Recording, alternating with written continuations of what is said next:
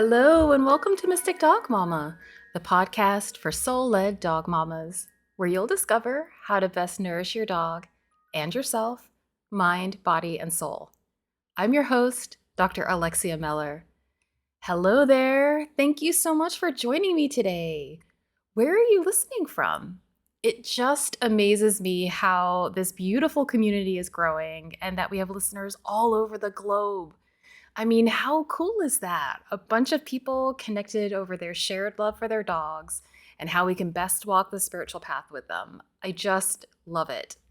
So send me a DM on Instagram, or if you're watching this on YouTube, leave a message in the comments letting us all know where you're tuning in from.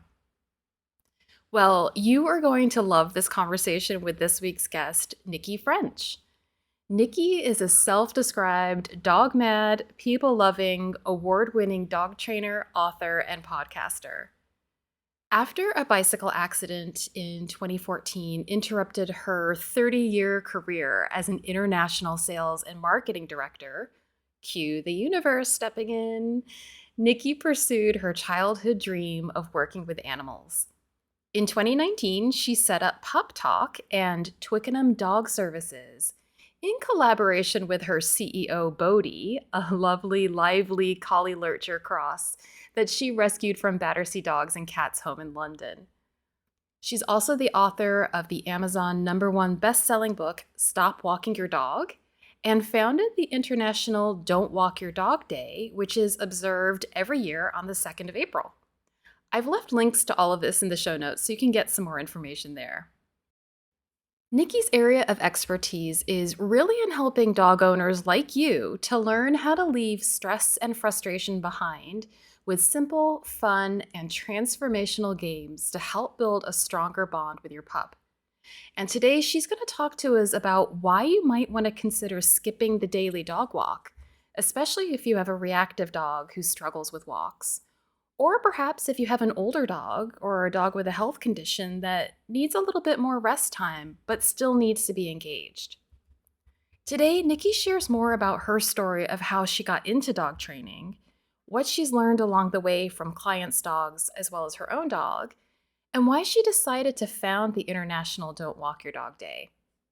We also dive into how the whole idea and the pressure of taking our dogs for walks in the ways that we usually do it is actually a human invention, and how this pressure to take our dogs for a walk, even if that isn't really ideal for our individual dog or for us, can lead to a whole heap of stress, guilt, shame, and feelings of failure. Anyone besides me relating to this? We get into where these social expectations might come from, and Niki talks through a real-life example of my dear friend and listener, Stacy, who's working towards reducing her senior dog's walks due to joint issues. But her dog is kind of struggling with these changes because he loves walks and is really tied to his routine. Niki has some great advice for this, and you're going to gain some really practical and actionable alternatives to the walk that can be just as enriching, if not more, for both you and your dog. You might even want to try out some of these suggestions this coming April 2nd to celebrate and take part in Don't Walk Your Dog Day. If you're anything like me and the dog walk can be just as stressful for you as it is for your dog, I just know you're going to come away from this episode feeling seen and with a bunch of new tools for your tool belt. Even if you don't have a reactive dog like Lucky, you'll gain some really helpful tips and tricks that you can be using to enrich your dog's experience, or to give them something really fun to do when going for a walk just isn't an option. And because I truly feel that taking a holistic perspective to our experience is so important, I also hope that this conversation might possibly spark some curiosity around where in your life you might be acting out of conditioning. Again, no judgment, just curiosity. Like Niki and I talk about in this episode, so many of our expectations we place on our dogs actually comes from how we judge ourselves as dog parents. And this is influenced by outside conditioning that may or may not be helpful to us. I invite you to take a moment to stop and to give yourself grace. It can go such a long way in developing the kind of relationship you want with yourself and with your dog. Finally, a quick note that this episode was sponsored by Aspirationary, which, again, in full transparency, is another project of mine where we create books, notebooks, and stationery to help you become all you aspire to be. You can check out our shadow work and moon magic journals and workbooks, as well as our popular My First Period tracker for young girls and tweens on Instagram at Aspirationary. And that's spelled ASPIRATIONERY. Okay, on that note, let's go.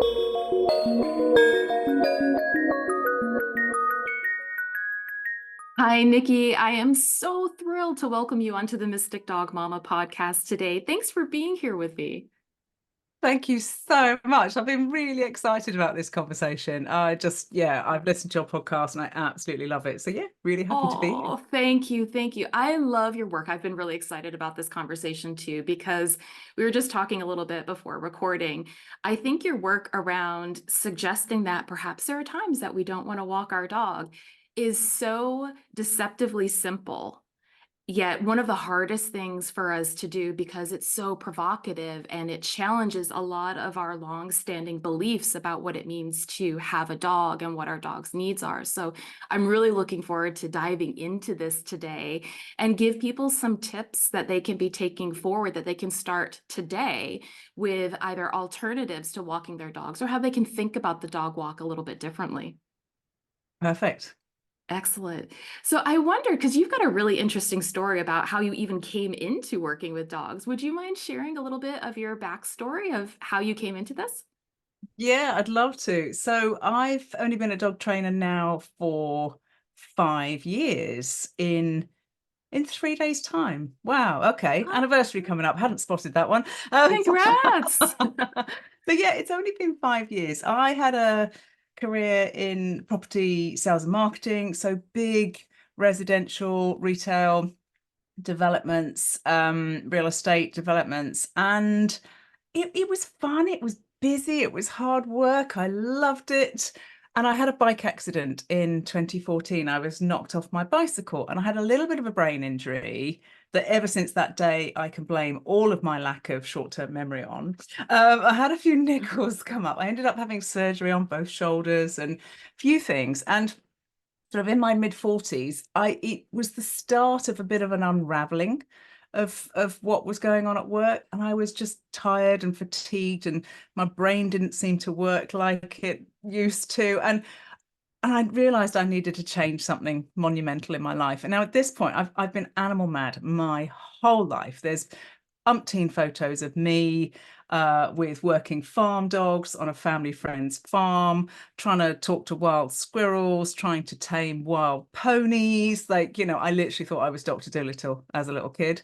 And at this point in my mid 40s, all I'd had was 4 cats because I worked such long hours. Like, I was desperate for a dog, couldn't have a dog.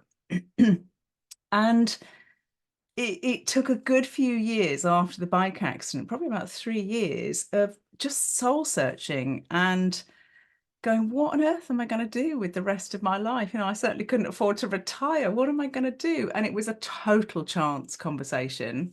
I'm not sure I believe in chance, but anyway, it was a random conversation with a friend of a friend who said, I'm going to get a dog.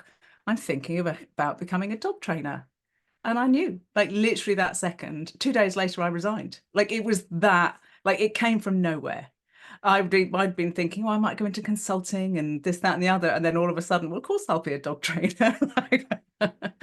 So, with nothing more than a natural affinity for animals, I started retraining to be a dog trainer. So I started walking lots of different dogs. I actually went straight into taking on clients that had dogs that couldn't go into doggy daycare, that couldn't go into pack walks. So these were the dogs that were nervous or reactive. And I would just walk them one-to-one. Like, I never did the pack walk thing at all because I wanted to get to experience and help lots of different dogs. And, sort of 100 dogs later, over the first 6 months, I had a really fast broadening of experiences of dogs with different struggles and lots of different breeds and so on. So it was just, it came from nowhere.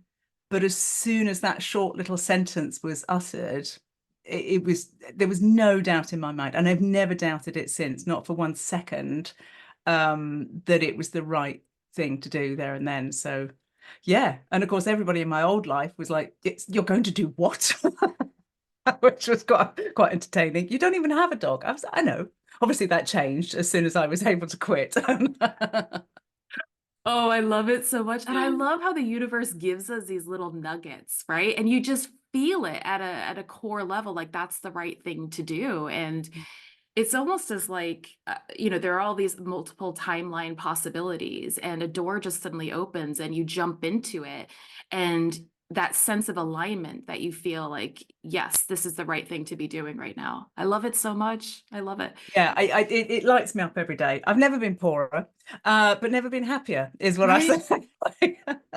Well, and that's So the important important. thing. That's the important Yeah. thing. And I'm sure too. I mean, I get this a lot too. Like, what, you did your doctorate and now you're doing canine nutrition. Like, how is this related? But it's all of the skills and the experiences that you've had throughout your life that build. I mean, I'm sure you've got tons of skills and experiences that are directly informing the way that you're working, not only with the dogs, but their owners.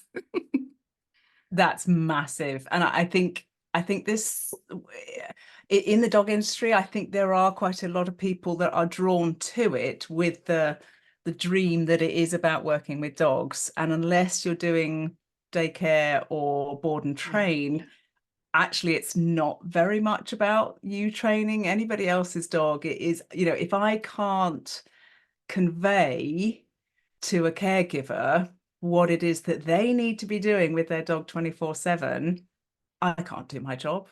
I need to inspire them, I need to motivate them, I need to, help them be fired up that they can do things differently, but they're the ones that have to do the work. They are all, if you have a dog, you are a dog trainer. So yeah, I think if yes, definitely dealing with lots of different people over the last 30 decades, 30 decades, 3 decades even, I'm not that old.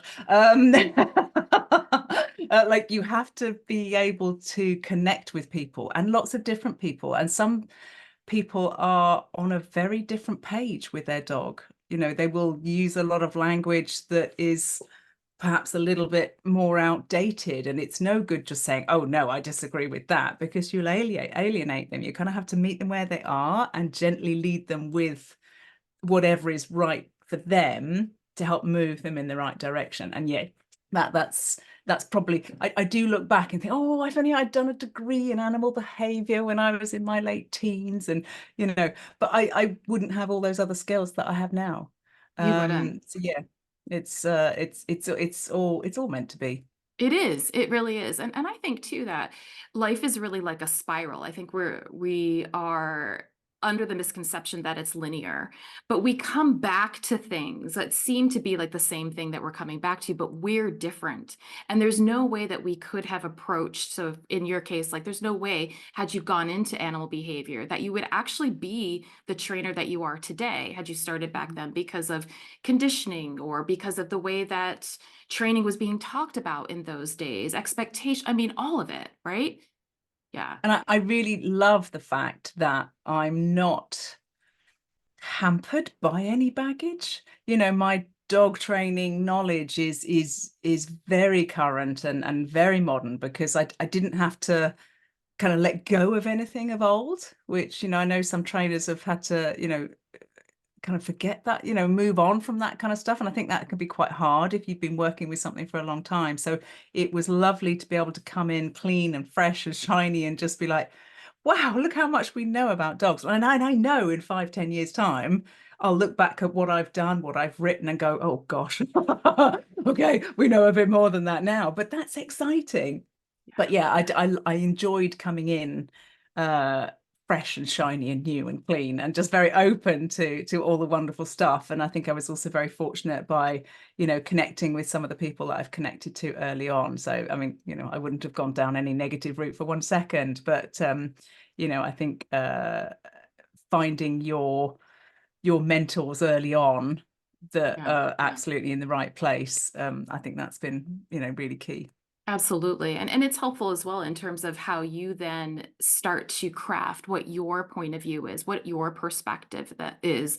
And also coming at it with other experiences helps you to be, I think anyways, a little bit more confident in asserting that.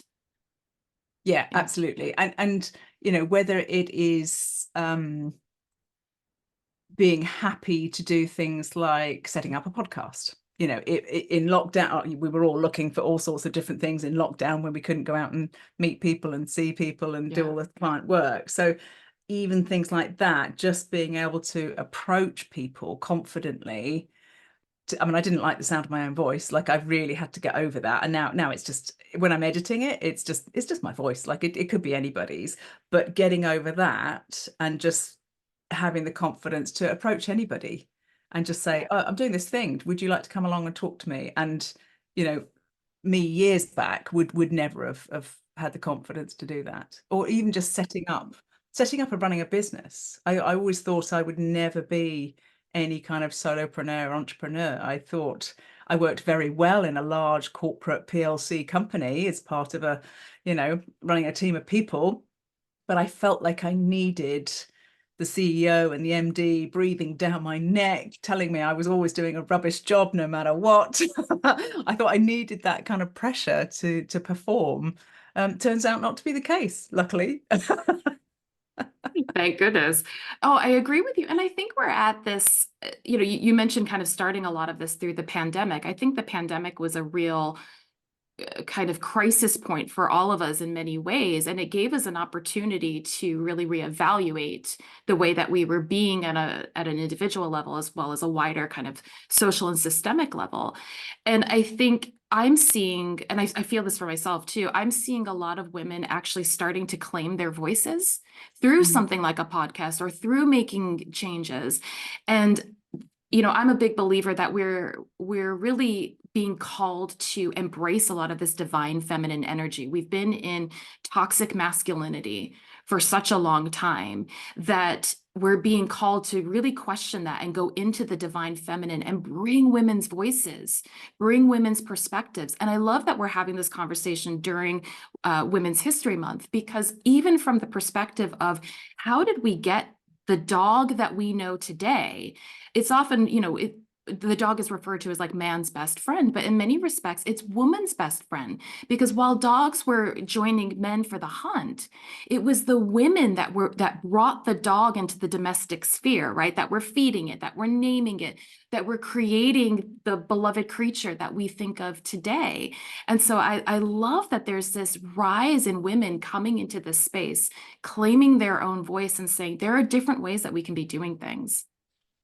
Yeah, I love that. And also, so many of my clients are women, and there is a real difference quite a lot of the time.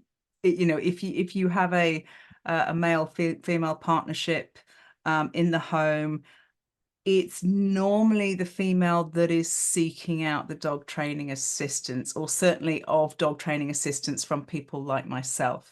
So my client base is that there are men, and they're wonderful, and don't want to turn any of those off at all, because they are incredible. But largely, I think the women find it easier to be more in tune with the concept of animals as sentient beings, rather than something that we'd rather they just did what we asked them to do. So I think women are naturally a bit more in tune in that regard. Mm-hmm.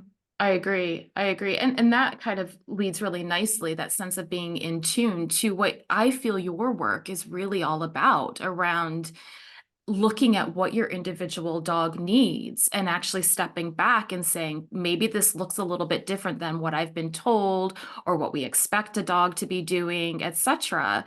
And so I wondered if you could actually talk a little bit about how you got to this place of actually considering, you know what, maybe not walking your dog might be the right thing for you and your dog. Yeah, absolutely. There was a number of things that all aligned, as these things do. The first one was with my own dog. or my boyfriend and I, our dog. So his story is he came from Battersea Cats and Dogs Home, which is a pretty big rescue centre in London in the UK. And he had been in and out of the rescue centre twice for nothing more. And so he came to us at 8 months old. So he'd been in and out at 6 months, and then he found us. And it was a frantic teenage overexuberance. Like, he didn't know what to do with the energy that he had. He's a Collie Lurcher Cross. He's very collie-like. And he just really struggled. And I dread to think how hard it was for him in kennels at that age. No wonder, he was a handful. And he was really a handful. I always describe him as being over enthusiastic, but that's just a very nice way of saying it was really hard work. And I remember the first year, and so I started training to be a dog trainer in the March. We got him in the early July. So I was still really green, and I still am really green, but I was really, really green then. So we were learning together, and we were making mistakes together. And I do remember the very strong feeling of sometimes, depending on what my workload was or what my boyfriend's workload was like, there was maybe a couple of days of the week where Ash, my boyfriend, would take Bodie out on his own. And there might be a couple of days a week where I would do it. And there would be maybe 3 days a week when we'd take him out together.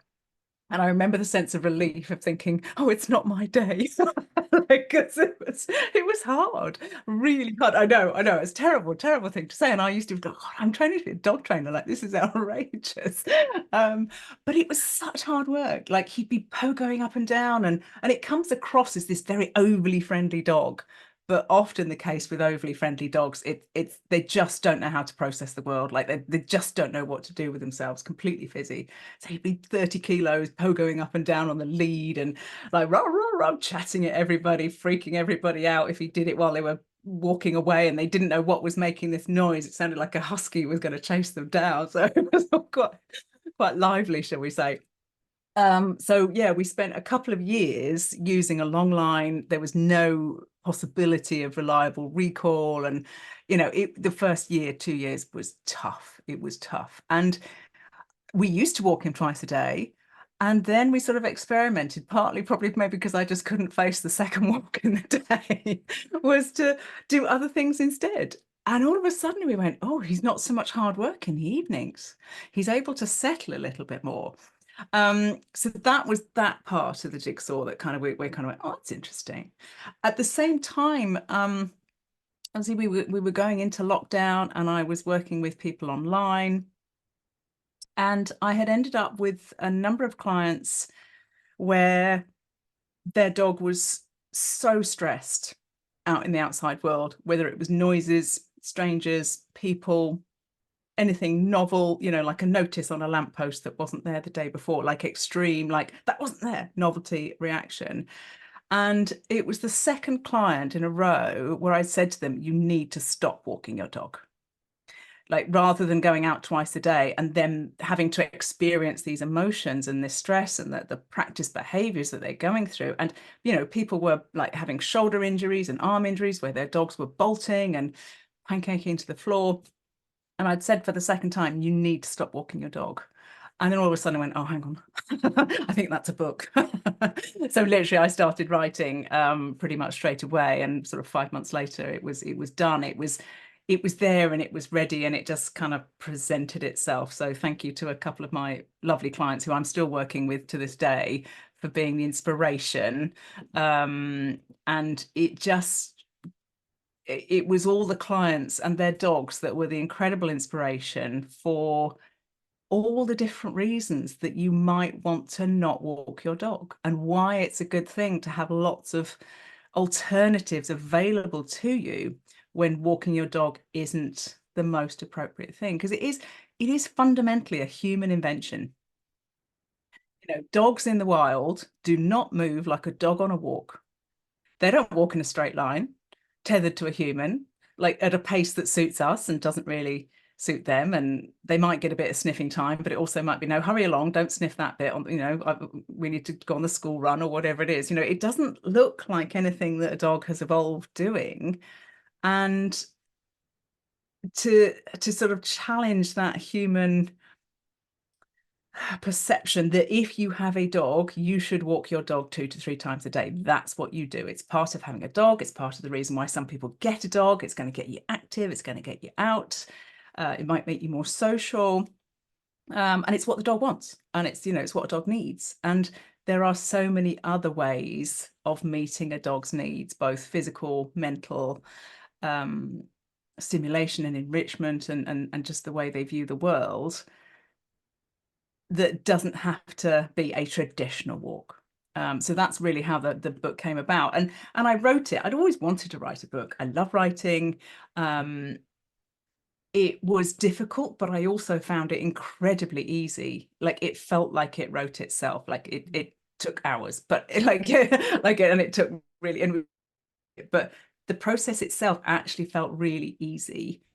And as I say, it was just lots of client information that just made me think, oh yeah, I can talk about that. And you know, it's just I think it's applicable to so many situations, because there were so many dogs that kind of informed the, you know, the information that went into it. And I wrote it not really thinking about people buying it, to be honest. But it's over 4,000 copies sold now, 2 years later, which has just blown me away. Like, I didn't imagine that for 1 second. So yeah, I feel very proud and very privileged to have been able to take something, you know, I didn't invent the concept of not walking your dog, but I think just putting it into that way that grabs people's attention has been useful for people. Absolutely. Well, and we need different framings. I mean, there is nothing new under the sun. We say that all the time, and I think it's very true.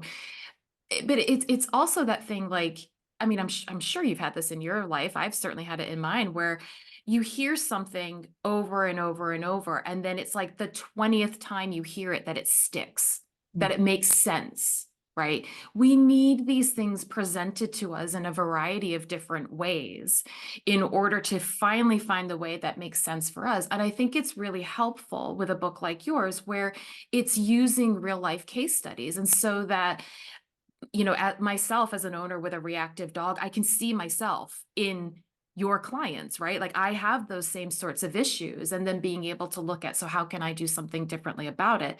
As well as the fact that there's something really nice that because we still are sort of obsessed with this in our culture, when there's like something that's been given a formal presentation and has been given a kind of validity, we then feel more valid in our feelings, right? Like, so if we've been sensing, well, maybe I don't really want to take the dog for a walk because it's a nightmare, then you present the book and it's like, see, somebody says I like Totally. I right from the off, I was getting emails from people saying, oh my gosh, by page 6 I was crying. It's like you wrote it for me.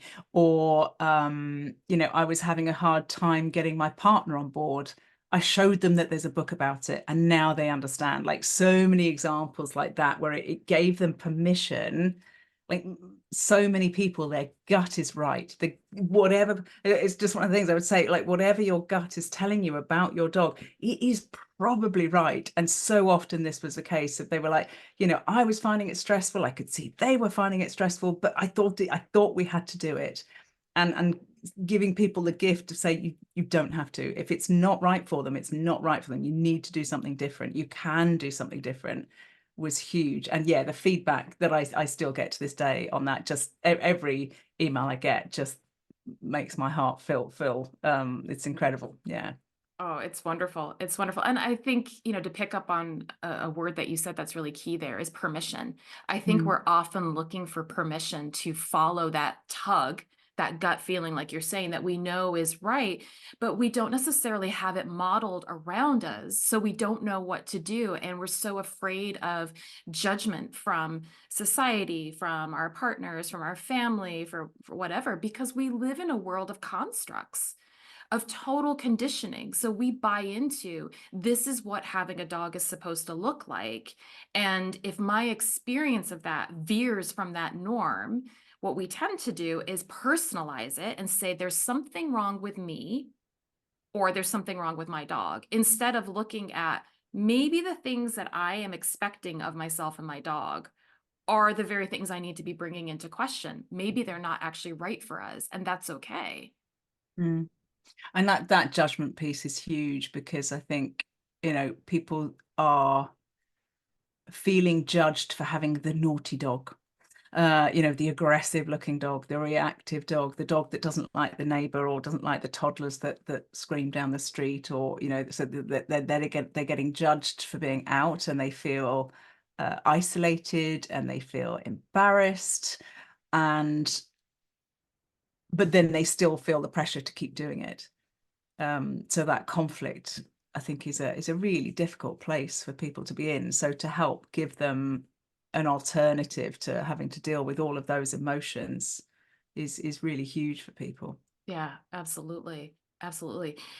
As I was kind of preparing, when I knew that we were going to be talking, it was really funny. So we've kind of started hinting at like how the universe drops different little nuggets in various ways in our lives. And another nugget that came in for me that I was really excited about was actually, I don't know if you're familiar with the book by Tricia Hersey called Rest is Resistance. Have you heard of No, I that don't book? know it. Oh, it goes onto my long list of books by the bedside, doesn't it? I know, I've got that too. I've got it too. But I was reminded of it. It's been circling around in my consciousness for a few years now. And it's always one of those that I say, oh, I need to look at that. I need to look at that. And the gift of the universe was, I was listening to a recent video by Sarah Verba, who I've interviewed on the podcast before, who talks about tarot and astrology. But one of the big things that she's really focusing on is creating this space of permission for us to be ourselves, and for us to kind of question the norms that we have accepted and really say, like, is this relevant to us? And she mentioned how she's been rereading this book, and I was like, okay, I get it, universe. It's now time. So I started diving into it. And Tricia Hersey's notion, she created the nap ministry, as in like to go take a nap.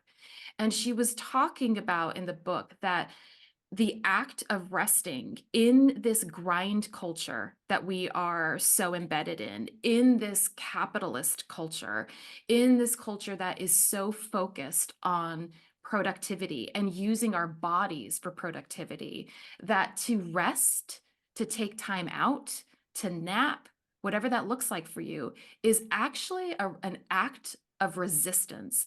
And the way that we start to deconstruct some of these systems that are toxic. And it's a way she talks about, just in the way that we're talking about with our dogs and with dog owners, that it's very much about depersonalizing. We tend to think, what's wrong with me? Why can't I keep up? And we do the same with our dogs. So everything we're doing to ourselves, we're projecting onto our dogs. They should be able to cope with this. They should be able to go and sit at a cafe. They should be able to go and engage in these different ways. And actually, to marry with what you're doing, with what Tricia Hersey is talking about, there is such an act of empowerment. Not just that you are absolutely going to benefit your dog and yourself in this, but that the sheer act of saying, I'm not going for that walk right now. I'm going to do something different. And that might look like play. That might look like rest. It might look like a variety of other things, but it's such an act of resistance to this overarching structure that we find ourselves. And I think it's another gift that our dogs are offering for us to, again, mirror back. Where have we bought into this grind culture, and we're doing the same things to ourselves? Yeah, I mean, there's so many sort of tangents I could go down off that one. I think when so many dogs are not good at resting, they are not good at switching off, they are not good at switching off from being a dog. Like so if you think of how many, 35,000-40,000 years of dogs, how many decades have they lived in an environment as busy as it is? Like it's minuscule. Like much like we haven't evolved to cope with the doom scrolling, the never-ending scroll. Like our brains are not designed to cope with that, and our dogs are not designed to cope with the world around us. Most of us are living in relatively busy urban environments or extremely busy busy urban environments. And so our dogs are just bombarded with so much all the time. Their nervous system is switched on all the time, that it's not surprising that they can't switch off. And that was Bodie. That was absolutely Bodie. He would never switch off. And coupled that with, you know, if they're getting too much exercise, their core temperature is going up. If they can't rest when their core temperature is too high. So often if dogs are being walked 3 times a day and they're having a frog march, you know, fast or running, they're doing that 2 to 3 times a day, the chances of their body temperature cooling enough for them to be able to have good quality sleep, even if they could switch their brain off, that kind of, obviously affects things. Then you've got, the impact on gut bacteria, just because their system is on all the time, and the stress, it affects our gut bacteria. Same with the dogs. If they're getting stressed, their gut bacteria is not healthy. So all of that coming together with loads of other factors, it's not surprising at all that they find it completely overwhelming. And some of my clients have literally stopped walking their dog for like 2 to 9 months, like literally not out of the front door, or it might be to a physio or a hydro appointment, or to a dog daycare, a doggy park, a private field kind of thing. But for some people, it might just be saying just once a week or once a fortnight, we're just not going to go for a walk today. Like, it doesn't have to be an all or nothing thing at all. Just giving them and us a day to just do some other stuff. Like, it's okay to do that, and there's everything in between. So just thinking about the world that we live in, we know we're coping with the highest levels of stress ever, and probably the worst gut bacteria that we've ever had, and all the rest of it. And I think it's exactly the same. Our dogs live with us. Our dogs have to live with us. Like, they don't have a choice. Like, we've captured them. We're not letting them out. And it's so hard for them. So yeah, just giving them a chance to go, oh, like, I think is huge. Yeah, totally. And it forces I us don't to even do know the if that was same. connected to what you said by the time I ended up there. No, that was perfect. That was perfect. No, and it was just that I was looking at, like, just seeing the kind of revolutionary perspective that there's such an empowerment, that both in terms of like how Tricia Hersey is talking about it for humans, but how you're talking about it for dogs, that it's not this like slacking kind of thing, or it's not this, which I think a lot of people kind of think, or like they have guilt or shame, like, oh gosh, I should be. It's all the shoulds that we live with, right? But actually, it's like at a core level, it's a political act to say, you know what? I'm going to step away from this grind culture that is destroying me.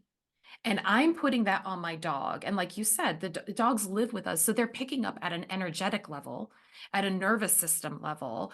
We share our microbiomes with one another. So if ours is out of whack, theirs is going to be out of whack, and vice versa. Like, we are in this ecosystem together where we're affecting one another, that if we can say, I'm recognizing that this idea that I'm holding, that my dog should look like this, should behave like this, etc., is coming from other voices, right? That it's not true, right? Like, and to your point, it's a fairly modern experience as well. Like, the dogs weren't kept like this even like 30, 40 years ago. Like, this is a really new phenomena, that if I can say no to that, I have the possibility of creating something different, a new vision for myself and my dog about what life together looks like. And I'm not owned by those voices, by that conditioning. I'm not subjugated to that I have a power to say, that doesn't actually work for us, and that's okay, without having all the guilt, shame, etc., that we usually carry when we say no to the dominant kind of culture. Yeah. And also, it's absolutely not, don't walk the dog and just do nothing. Like, absolutely not. And not many of my clients do I ever see where they're not doing enough. Normally they're doing too much, but occasionally it can be, you really need to do a little bit more. But for the most part, it is It is just finding things that are appropriate for your dog. It might be helping them develop some skills, some part of their personality that they are struggling with in life in a fun way. It might be just doing some stuff for fun. It might be doing some things at home. It might be doing some activities out together. It can be like the picture for every dog and every human is completely different, and it's totally tailored to what the two of you find fun, and you can explore those things together. You know, your dog will, if you give them any element of choice, give them any element of agency, let them show you what they want to be doing, what they want to be doing with you, what they want to do more of.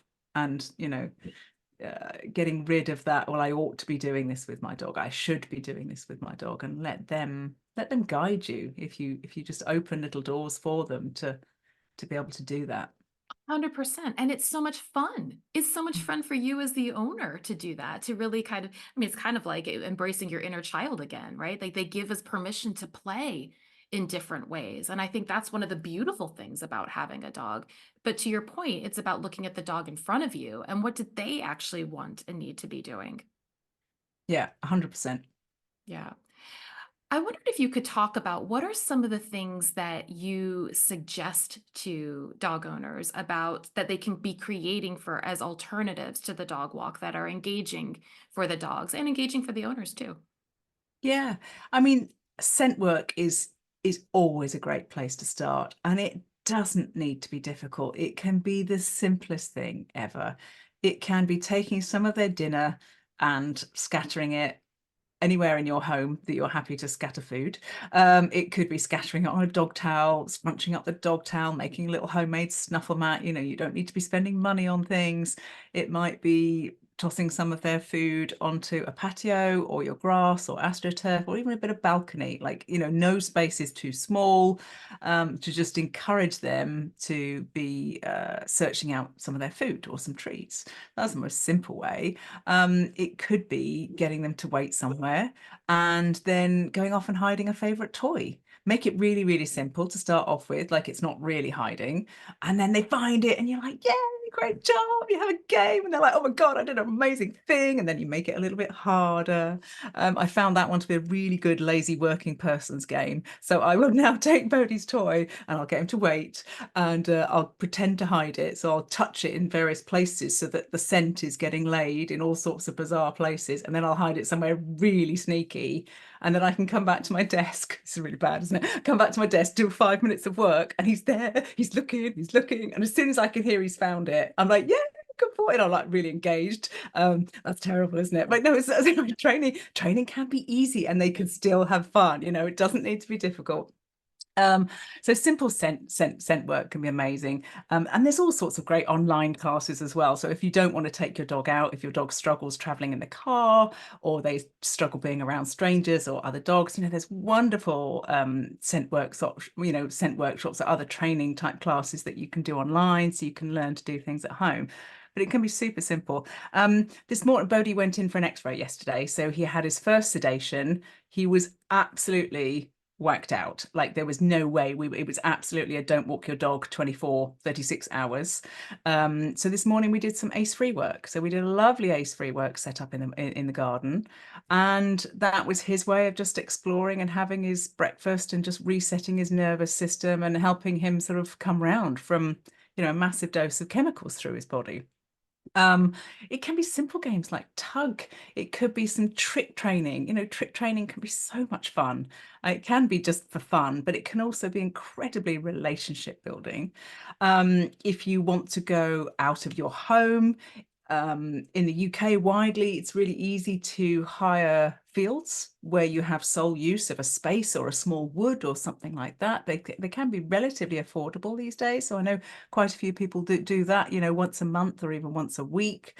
But if you haven't got that kind of money, why not, you know, talk to a neighbor or a friend that has a garden, and maybe they don't have a dog, or maybe they have a dog that your dog likes, and do a little play date around somebody's garden. Just give them the opportunity to be sniffing somewhere different. It doesn't have to involve food and toys. Like dogs are very good at being dogs if we let them. I think we can get very used to training, right? I need an end behavior, therefore I'm going to get you to do X, Y, and Z. Whereas if you allow them time to go, oh yeah, I'm a dog, I could just sniff. Like they're very good at it, funnily enough. So it can be really, really simple. Gosh, what else have I got in my list of things? I mean, there's all sorts of canine enrichment. It may be that you want to go off site and do some activities like some hoopers or some agility or some in-person scent work classes. Man trailing can be amazing, even for reactive dogs. If you work with a great trainer, man trailing or pet trailing can be wonderful for dogs that have anxiety issues around people, can be really confidence building. Canicross, there are so many different things that you can do with your dog. It may be that we've been seeing a physio hydro with our dog, just as a sort of strengthening and rebalancing of his hips that are a little bit uneven, like nothing major. But actually that's a big outing. And for 20 minutes of hydro treadmill, like he's asleep for 3 hours afterwards. Like forget the 1 hour walk. Like, it's exhausting for him. So there's so many different things that you can do. Yeah, that's a whole rambling list of stuff. Oh, that's so helpful. And it's helpful for people to hear that there's a variety of different ways you can do it, whether it's, I mean, you can start in your home. I do that for Lucky. He is the biggest renowned sock thief. Like he steals my socks like nobody's business, makes them his own, bites holes in them, and so then they're his at that point. But I use that to my advantage, where similar to you, when I have work I need to do and he's like on the side pawing for attention or what have you, I'll put treats in the socks and tie them up, and then hide, and he sees me do it and he's like, oh yeah, I'm getting really excited about this. And I hide them all over the house, and I make him wait. And he's like, oh yeah, oh yeah. And then I release him. And that keeps him going for, a good 5-10 minutes. And as silly as it sounds, but it's engaging to him because he's getting to do something that it is with me, right? He's still engaging with me, but I don't have to be there physically doing everything with him. But it's getting him to be a dog, and also for him, because he's a Chihuahua Terrier mix, he likes digging.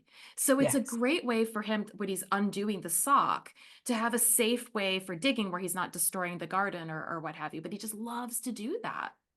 Yeah. Oh, digging should also be on that list. So we built a sand pit in our garden because Bodie did destroy the lawn when we first got him. So we're like, okay, we need to get a digging pit. But a lot of people would say, how can I stop my dog digging?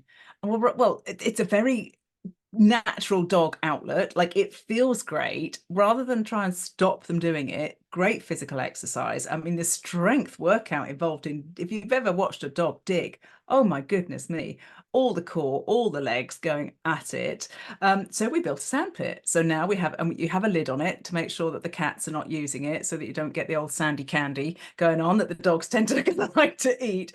So the lid comes off, and we might toss a toy in there or something, or make out like we're digging, and he'll jump in there and he'll dig like crazy, and he'll flick all the sand out of it, even though I've made it really tall-sided. But he's having the best time.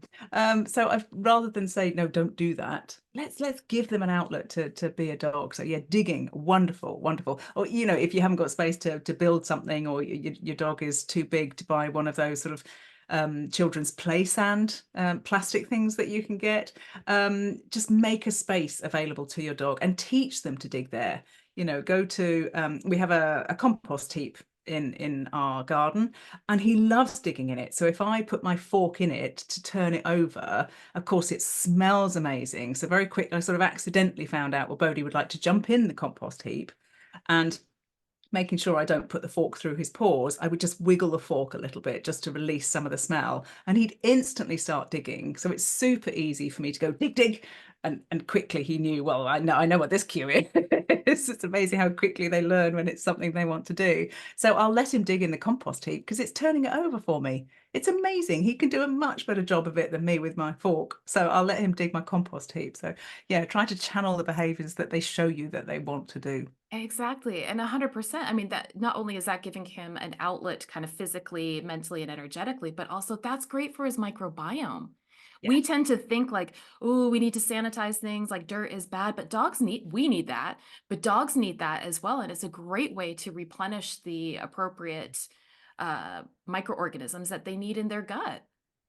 Yeah, absolutely. And you know, I've even switched up because Bodie suffers from allergies, so he's definitely itchy from spring through to autumn in the UK. And I've switched over my cleaning products, washing products, all of that kind of stuff to a range of probiotic products, so like external probiotics. So rather than thinking kill 99.9% of bacteria, well, when you've killed it, then what happens? All sorts of stuff come back, and it's not necessarily going to be healthy. So we now use the probiotic products from Ingenious Probiotics to put the right probiotics, make the balance right. You know, try not to wipe everything out because that's physically impossible, but look at the balance around your home. Right. I think that's a great tip. That's a great tip. And I think it's also part of this paradigm shift too, of like we have been so sterilized and we've been so antimicrobial, antibacterial, and forgetting the fact that we are part of this ecosystem. We actually need those things. Mm. And we are mostly microbes as our dog is as well. And so creating opportunities to balance them both in and out of the home, I think is really great for health, overall health. And therefore their behavior. You know, 100%. if your dog's gut bacteria is out, their behavior is going to struggle. You know, you can do all the training, behavior modification in the world. Fundamentally, if your dog's gut microbiome isn't in a great place, it's really hard. Like they feel rubbish from the inside. Like work on the gut bacteria, and that will help the brain, and then magically some of the behavior goes away. I know. So I know that's not about don't walk, not walking your dog, but you have to look at things holistically. It's not ever just one thing. You You do. need the whole picture to come together to make a wonderful change. Absolutely. I'm really big on taking a holistic perspective, and also from a canine nutrition perspective. When I'm doing a consult with people, I ask all of these different things because for example, are you seeing unwanted behaviors in your dog? Are you seeing them licking at different spots or what have you? Because that's going to be an indicator that there are other things going on, and you need to treat everything as a whole system. The dog is a whole ecosystem. And also that relates back to checking what you're doing, checking what your health is like, checking what, like as you were saying, what kinds of cleaning products are you using? Because it could be that you're using a toxic product that is creating the reactivity that you don't want to see. And you're not going to get to that change behavior unless you look at all of the components that could be influencing it. Yeah, and even things like, I used to think, oh, well, I'm using plant-based cleaning products, therefore that's okay. It doesn't that sound great? It's got plants, it's plant-based, it sounds amazing. But they're still using plants to try and wipe out all bacteria. So yeah, that's there's lots of things that we can explore to really help make a big change for us and our dogs. Yeah. Absolutely. Absolutely. No, I love it. I love that you're bringing those things together because they're so important to look at. Mm. I also wanted to ask you about, for example, I'm thinking of a really dear friend of mine who has a working Cocker Spaniel who is 8 years old, and she has noticed that he's starting to have some hip issues. And the reason I'm bringing this up is I think this is an example of what a lot of listeners' experiences might end up being with their dogs, either now or a little bit later, and ways that you can start building in a modification for the dog when the dog has a real need and like for the routine that they've been experiencing. So in this case, my friend's dog was a ball fling addict in his previous home. And so he's got some hip and joint issues, but he loves being active, and he knows exactly, like, she does one little thing in the kitchen, for example, and he knows that train of that, or that kind of chain of different activities that's going to lead to him getting to go out is happening. And she's facing the issue that he's getting very vocal, he's getting very jumpy, which in anticipation, so he's really wound up trying to get out the door. And she knows that she needs to and wants to start reducing the lengths of the walks and the amount of the walk and changing the routine. And I'm wondering if you could talk through how you might, from your perspective, guide somebody like her, which is the case for many of our listeners, how do you start integrating things so that the dog gets used to the disruption of the routine to then lead to time off, for example, or to different activities that they can be doing in the home to replace that activity that is now causing problems on the joints? Yeah, that's a really interesting question. The thing about routine, I think having a dog that is not in a routine can be beneficial most of the time. I think in the case of some dogs, and definitely dogs as they become more senior, routine can actually be very helpful. Obviously, if you have a puppy, there are routines in terms of regularity of toilet training and all the rest of it. But so largely, not having a routine can be helpful for a dog. And my view is that dogs are the masters of prediction. Like, this is not just us getting our shoes and coat on and picking up their harness and they're like, woohoo, walkies. Like the 2 hours before, they've gone, right, so you put that pair of trousers on. Right, yeah, you closed your laptop. You didn't do that. You put your coffee cup in the kitchen. Like, all of these things that we're completely oblivious to, but are just our routines. It's just what we do in life. They are looking at all of those things, adding them all up and going, well, I know at the end of this is going to be harness on and a walk.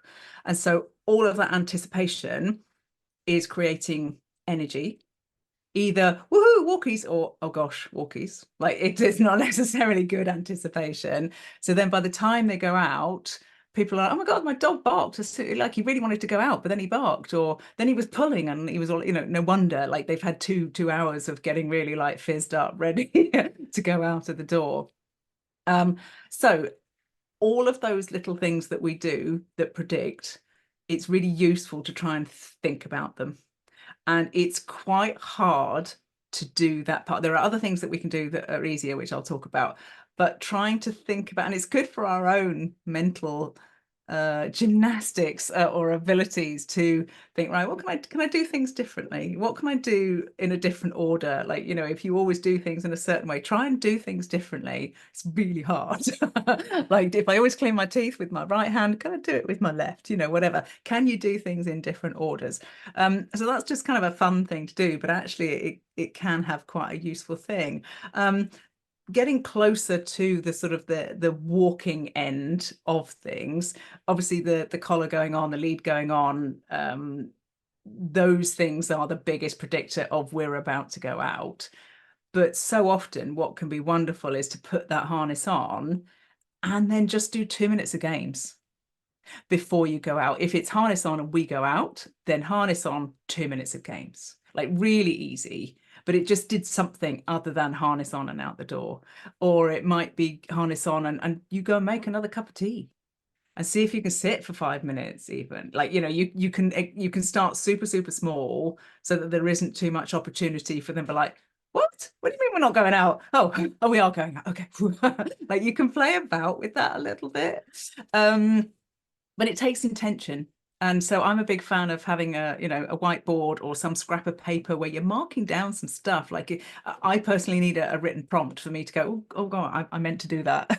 I'm meant to be working on that this week, so maybe write some stuff down. I think mixing things up, little aspects of their life. So it might be when they're fed. And I do talk to people that are like, gosh, if my dog doesn't get their breakfast at 7 a.m, they are scratching at the cupboard and they're barking at me. So, you maybe have to try it at 7:05. It may be that at 7 o'clock you get out, a little quarter of their raw or 10 of their bits of semi-moist or whatever you're feeding them, and you give them those.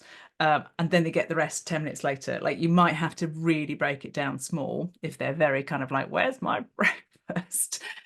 It might be where you feed them. My dog personally doesn't have a food bowl. I never have enough food in the day for all the things that I want to engage his brain with. But it might be, if you feed him their dinner, their breakfast in a bowl, does that bowl have to be in the same place? Can it be into a different place? Like, minuscule little changes, but they are all changing routine in some way. And if you can change the location of things, or perhaps the way that you fed. If they did used to get it in a bowl, could you put some on a lick mat and some in a squeezy feeding tube and take it out on a walk with you? You know, what can you change that you can get away with in tiny, tiny steps, rather than just going, right, well, you've always had 2 walks a day no matter what, and now tomorrow you're not going for a walk. I mean, that's a big step to take. But if you can start playing around with time, I mean, I love the idea that, aside from obviously a dog needing to be comfortable, having gone to the toilet, and if you don't have a dog that is able to toilet in your garden or whatever facilities you have, then I appreciate you need to get them out to take them for a toilet. But aside from that, how wonderful if one day a week you do get the chance to have some kind of lay-in that your dog isn't like, right, then where's my walk? You know, like on a Sunday you can do you know what, we're not going out till lunchtime. And that's what we do with Bodie, but we've grown that. You know, it didn't just happen.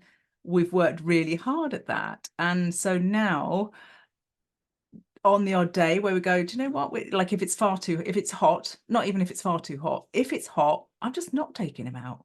I just don't think it's fun. Like, he's a black dog.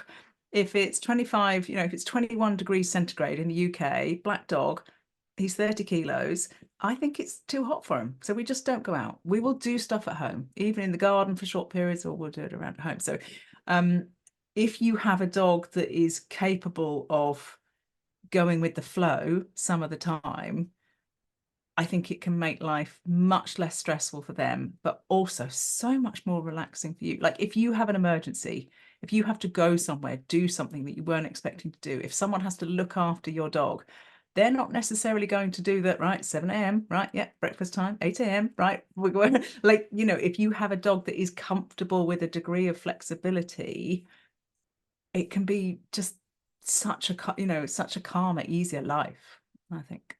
Yeah, absolutely. And I think that's part of our role as our dog's guardians, is to prepare them for those different kind of scenarios so that it's not stressful for them when change happens. Like, I agree with you, routine can be really helpful, but also being adaptable to change is also really helpful for them, especially in this world that we have put them in.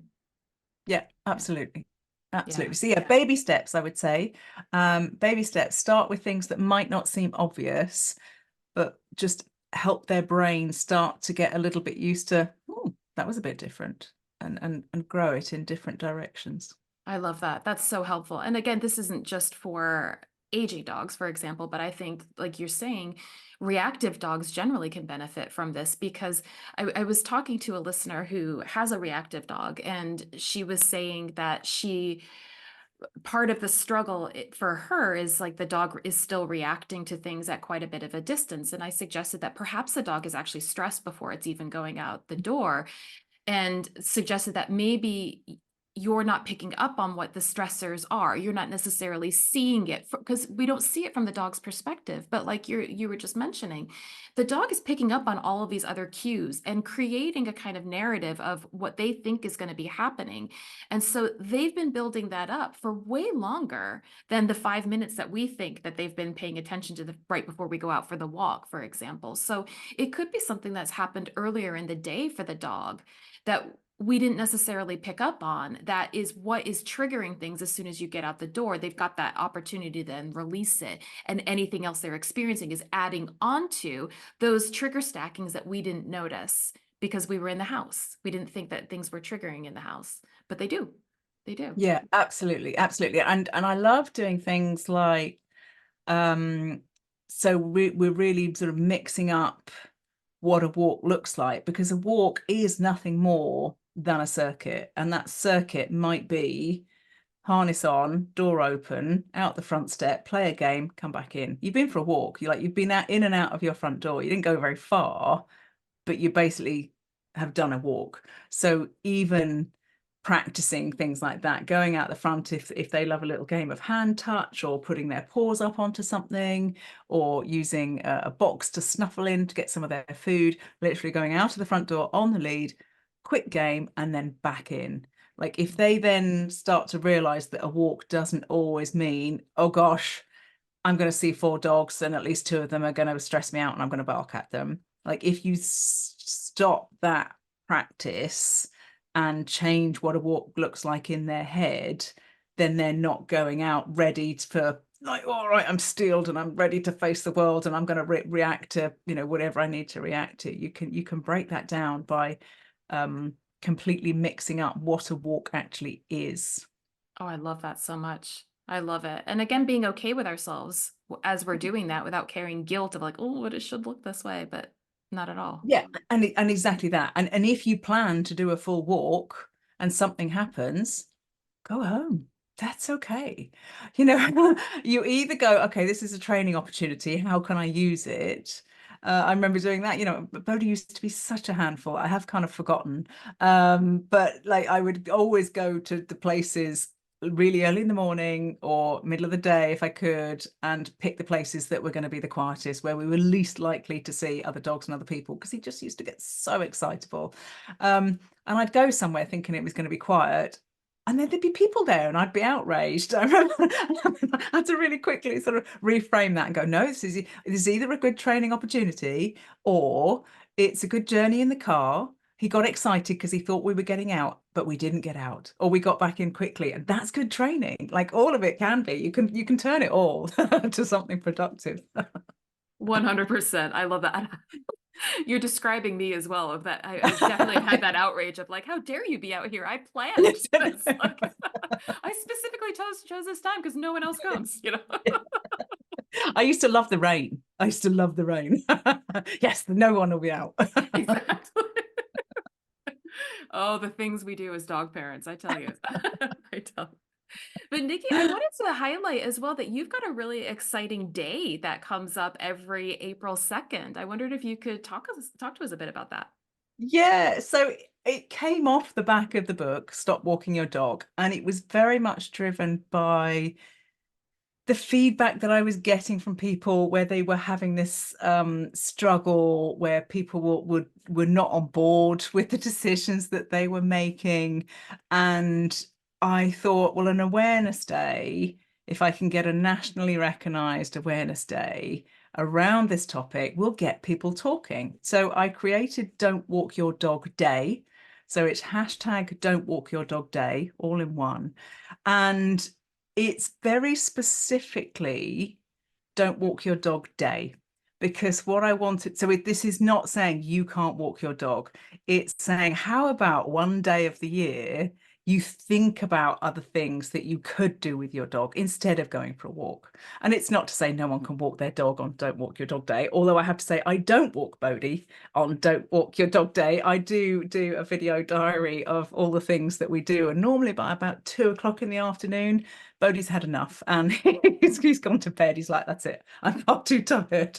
But it was about creating conversations between people, like, what do you mean you don't take your dog for a walk, and starting those conversations to try and change this deep-rooted belief that if you have a dog, you should walk it twice a day.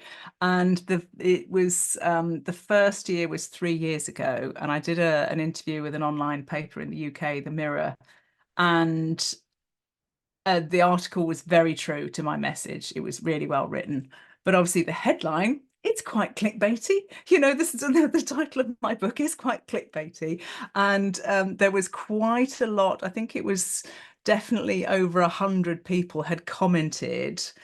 A lot of it was like, who does she think she is? What's she talking about? And they'd read the headline that basically said, dog expert says don't walk your dog, without reading the actual ideas behind it. And it was hilarious. So it basically went viral, and it was on the front page of Lad Bible, Apple News, MSN News. I mean, it went everywhere. I had calls from Radio Station Australia, in Hungary. It was in the India Times. I mean, it just went everywhere. It was amazing. And yeah, so I did get a bit of flack from it, but it was wonderful because it was starting conversations. And yeah, so that's happening every year now.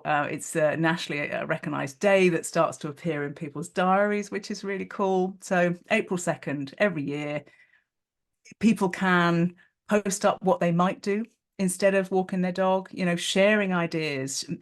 You know, there are so many different things, and people every year come up with some incredible stuff that they do with their dogs that, you know, we might not have thought of.